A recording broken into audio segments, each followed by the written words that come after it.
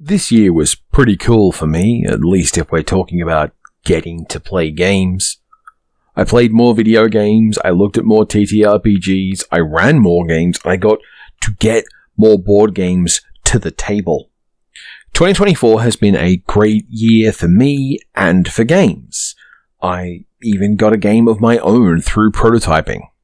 I didn't do a lot of new game acquiring either, which means in the great contest between playing what I have and getting new shiny things, I've been largely on the side that I'm trying to be.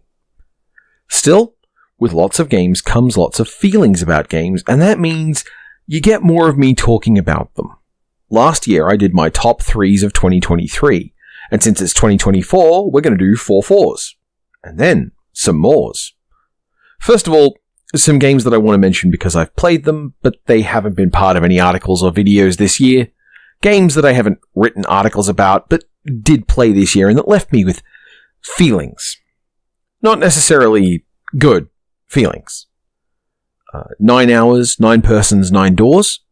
I'm still struggling my way through this one. It's a game with a lot of branching narratives, but it is frustrating to play because once you've finished one pathway, repeating the game up to that point is a chore. You can fast forward through it, but then you run the risk of missing something that should hypothetically matter. Puzzles are great, but it otherwise is like the worst combination of a 90s visual novel and a 90s pixel hunt point and clicker. The Messenger. I loved every part of this game up until the 8th boss. It's a great puzzle platformer where a sense of flow and immediate use of momentum and speed work to create these lovely, fluid, flowing experiences. And then there's a boss monster that just sat on me for a few days of trying. After failing to beat that boss, I just stopped playing, which is a little frustrating because I know there's more of the game I like on the other side of him. But I'm not willing to become good enough to beat him, and so that's where that game ends for me. Monster Sanctuary. Charming, fun. It's a little bit Pokemon, but it's also got a bit more of a typical JRPG sinew to it. It is missing one thing I really like from Pokemon, which is a feeling of evolution and development for the actual monsters, but the design of the monsters and the talent trees are both very good for making my brain fizz in different ways. I like this game a lot. The platforming is also very fun. Void Stranger. This wins this year's personal Undertale award for a shockingly mid game with one clever idea that gets talked about like it's the second coming. If Void Stranger is a game that really impressed you, that's fantastic. I hope you're having fun. I just can't wait until you've played a third game. Alright, that's the stuff other people made, but what about the stuff I made? Like my own videos? Well, since some of my videos are remakes of other articles on my blog, press.invincible.inc, go there for daily writing on games and media, I split this into 2 categories. Videos that are new material and videos that are video forms of older articles to present them to a new audience. For the new stuff, we have Hinedere Beat and Saying What You Mean, which was an opportunity to talk about word choice and challenges in using some words appropriately and well. The words for this were horny, surreal, and flow. Wonderful to have an opportunity to make fun of flow. I don't like that book very much. I do like the game though, which is about parkouring through a dream to invent a sister who you can have gay kisses with, but only in a fetish way. Hugo's House of Horrors and Lessons from Bad Games, which was a chance to talk about a game from the classic era of parser games in terms of things about it that weren't good, rather than retro-glowing praise or the excessive, effusive complaining of a James Rolfe, as it were.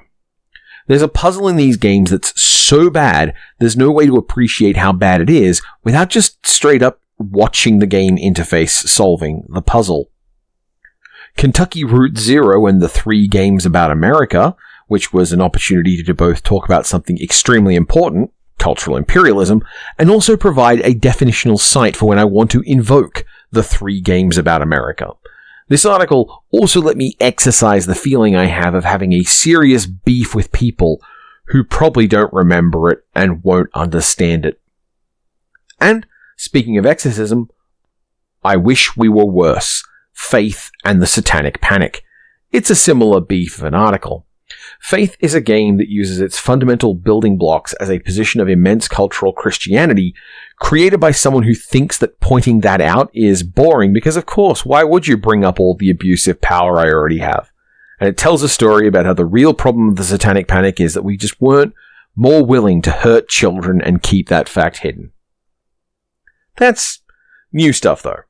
A bunch of my videos on this channel are remakes of articles I wrote in previous years. This was to reduce the burden on me to make it easy to put out a video every week, but also made it so these articles that I think are really good are available to more people in more ways. I made a video on Planetfall, which, haha, surprise, was a chance to revisit BioShock Infinite, bringing to bear other writing I'd already done. Not totally new, but still, there's a lot of reused material here. I feel like BioShock Infinite is a game of special weakness, a sort of iconic artwork that shows the failings of the culture that venerates it, and it relies on you to forget your own history and your own context to appreciate it. I made a video on Gene Wars and about the idea of the myth of a maker. It's a video about how Peter Molyneux kinda sucks, and his reputation is built on the work of a lot of other people who don't get to be treated with the special consideration he does. I've a long-standing article I kept resharing whenever Jonathan Blow said something silly in public, which served as the script of my video, Negotiating Gender and Capitalism in Braid. Braid is a lot like BioShock Infinite in that during a time when video games struggled for legitimization in a critical framework and artistic landscape, we did things in a way that showed we just weren't ready for that kind of consideration and criticism. Speaking of things about legitimizing games as an art form, though, I also made a video out of my Beneath a Steel Sky retrospective article. This game was not legitimized by being associated with something, with invoking something, but is its own artwork, its own narrative, based on the work of experts who made it to express their idea in their own framework.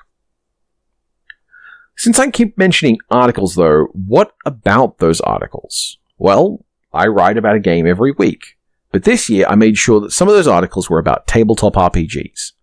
Tabletop RPGs are a wonderfully dynamic space for creative game developers and the indiest of indie makers, and looking at them this year, taking them seriously, was a delightful experience for long-form considered readings of game texts made from different perspectives. The 4 of those I recommend you check out, and have links in the description, are my articles on Genso Narratograph, which is the Toho TTRPG, not because I liked the game, but because the article was very engaging to put together. The structure of how that game works and the tools I have to examine a TTRPG really worked together to make this an engaging, tight, painful barb of a game article. It really helped to underscore to me that there's like an alienation effect with Toho that I don't think Toho fans ever understand in other people, because to them, their love of Toho is just so overwhelming and obvious. I can't see why just describing what's in Toho won't get you interested. Thirsty Sword Lesbians, speaking of things that should be overwhelming and obvious, is a queer game that made me feel excluded because I guess I'm just not the right kind of queer. This article was really significant in my mind because it gave a lot of people an opportunity to speak to me and say, hey, you're right, I never got this, even though they ostensibly were people this game was meant to speak for. Iron Sworn, a totally free-to-play TTRPG built on the Powered by the Apocalypse engine, which I wouldn't recommend it for like a Christmas bash or, hey, we're all going to play a TTRPG this weekend, but still like a really good, well-made, thorough system for a kind of long-term epic quest sprawling material in a period of deprivation and failure. It mentions it can be used as a journaling or solo game, and I think it would make a really good example of that. Pine Shallows, the TTRPG that I looked at this year that I've just had the most unequivocal praise for. Pine Shallows is a Gravity Falls style TTRPG where the structure of the rules and setting are explicitly from the eye level of a child who is precocious enough to know that there is more that they don't know. It's well laid out, it's pretty much perfect at its size, and I think that it deserves more attention. Grab a copy, prepare to play it around Halloween or when the nights get dark and spooky. It's a really good time. What about the new, to me, games that I played? The first one has a bit of an asterisk because it's Strong Bad's Cool Game for Attractive People, about which I already wrote an article some years ago, suggesting to me that I surely finished it last time. Playing it with Fox this year on this channel, I think I might have missed an episode or maybe even 2 at the end. It's a really funny game. It has a beautifully designed puzzle, mindset. It's built with replayability and endgame extra activities, so you're rewarded for poking around for all the jokes, and like it's strung bad, it's kind of bedrock to the kind of personality I have. Loom is a classic game that I never really properly played through until this year. Indeed, it was the first game on the list Fox suggested we play together, and getting it to work led to a whole host of other breakthroughs in making our videos easier and better. It's beautiful, using the EGA graphics to their utmost, and its interface being about magical spells that you can reverse through casting them back to front is a brilliant way to solve the bulging pockets problems of many contemporary games. Also, the plot is ambitious and fantastic in a way that media since aimed in a similar space so rarely executes well. Risk of Rain 2, which is a sequel to the game Risk of Rain, perhaps obviously. I played the snot out of Risk of Rain, and Risk of Rain 2 takes everything from the first game and translates it into a new 3D space. I can't speak for the endgame or all the extra material in Risk of Rain 2, because it, as a game, is primarily one of my faves this year, just because it's a game that I can play with one of my best friends whenever our schedules line up. The actual game is about running and shooting and gathering random items in a roguelike experience to see what kind of optimization you can generate out of learning how those pieces interact. It's got some swindle charm to it, it's got some deck builder charm to it, but also it is still runny, jumpy, shooty. Love that. Still, easily the best game I played all year is Cobalt Core. It's a deck-building, time-looping, ship-to-ship combat space adventure game with a cast of delightful characters that inform the deck you're building, and also have a range of comical interactions that help to inform the way you build the deck going forward. It is such a good game. I went through the whole arc with this game from, is this good? To, oh, this is good. To, oh, everyone should play this. To, I have a top 5 speedrun for this game now. Cobalt Core is absolutely coming to the channel in some way or another. Do not worry about that. And finally, board games I played this year that I think deserve mention. Just the top 4 board games I played this year, and that was actually a much harder list to cull because this year I got a lot more games to the table than I was expecting I would. The problem is that when you get a really good game to the table, you want to play it again, so it actually eats a chance for another game. It's very funny.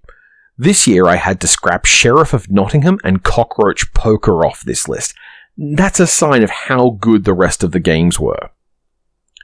First of all, the Initiative. And the thing is, the Initiative is like the least amazing game I played this year. What makes it the least amazing isn't anything to do with it, it's just infrastructurally I want to play this game with a very specific group that's hard to get together.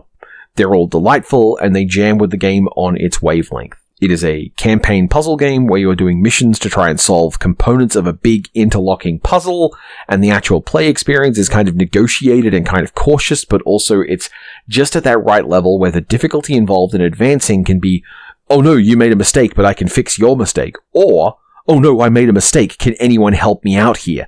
And it's a really excellent game in that particular space. A legacy game for kids. I really love the Initiative.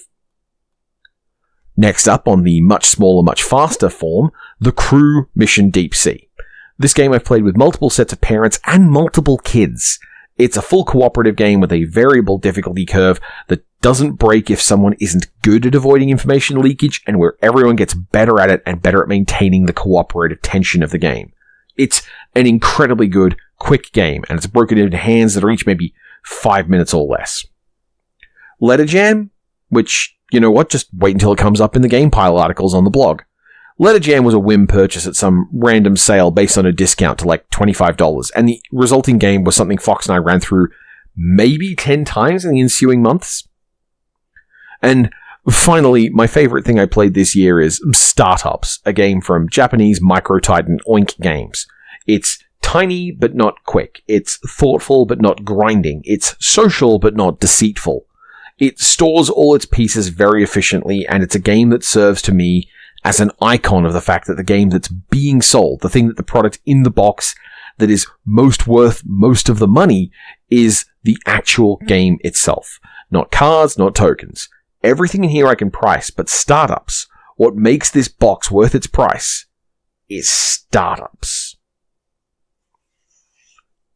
2024 has not been the best year for anyone, I don't imagine. There will be ways to do the same things better and for more people. But while we are going forwards, games are going to be important.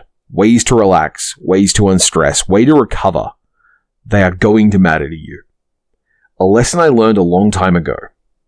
You need spoons to make shivs. See you next year.